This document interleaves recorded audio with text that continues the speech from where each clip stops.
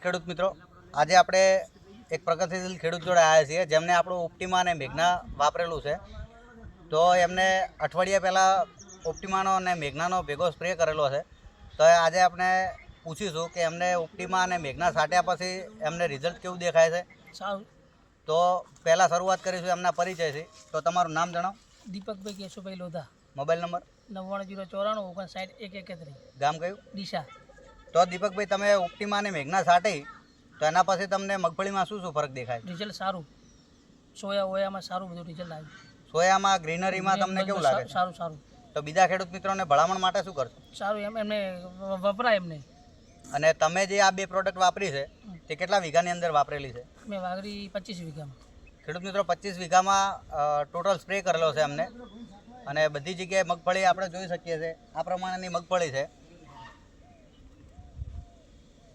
અને આપણે જોઈ શકીએ છીએ સોયાની સંખ્યા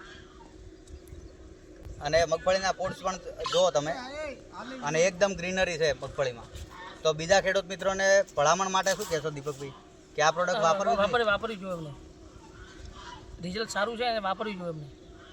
થેન્ક યુ.